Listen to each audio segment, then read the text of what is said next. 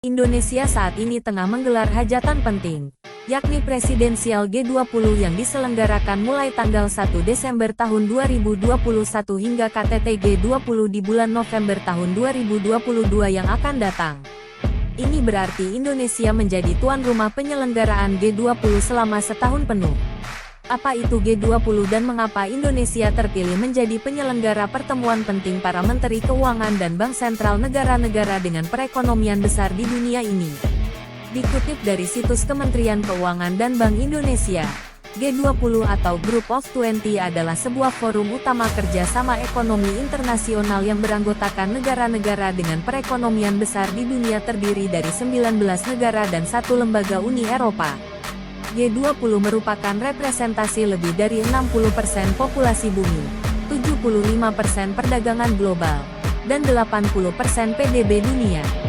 Anggota G20 terdiri dari Afrika Selatan, Amerika Serikat, Arab Saudi, Argentina, Australia, Brasil, India, Indonesia, Inggris, Italia, Jepang, Jerman, Kanada, Meksiko, Republik Korea, Rusia, Perancis, Tiongkok, Turki, dan Uni Eropa. Adapun menurut situs serpak20 indonesia.econ.go.id, pembentukan G20 pada tahun 1999 timbul akibat kekecewaan komunitas internasional terhadap kegagalan G7 dalam mencari solusi terhadap permasalahan perekonomian global yang dihadapi saat itu. Pandangan yang mengemuka saat itu adalah pentingnya bagi negara-negara berpendapatan menengah serta yang memiliki pengaruh ekonomi secara sistemik untuk diikutsertakan dalam perundingan demi mencari solusi permasalahan ekonomi global. Forum tersebut selanjutnya merangkul negara maju dan berkembang untuk bersama-sama mengatasi krisis utama yang melanda Asia, Rusia, dan Amerika Latin. Pada mulanya G20 merupakan pertemuan para menteri keuangan dan gubernur bank sentral.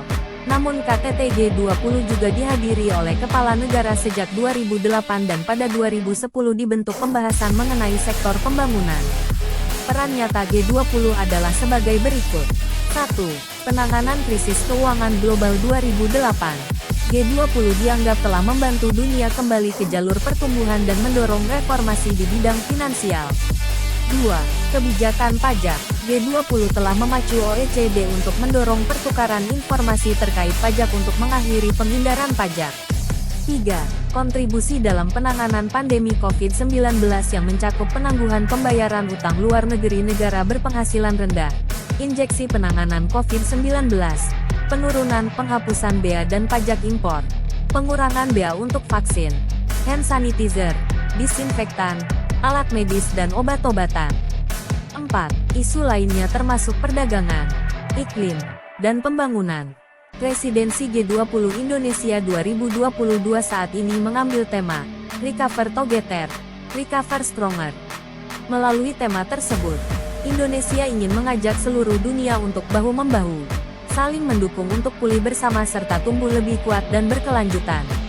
Lalu, apa manfaatnya Indonesia mengikuti forum G20? Dikutip kembali dari situs Kementerian Keuangan, sebagai anggota forum G20, Indonesia bisa mendapatkan manfaat dari informasi dan pengetahuan lebih awal tentang perkembangan ekonomi global, potensi risiko yang dihadapi, serta kebijakan ekonomi yang diterapkan negara lain terutama negara maju.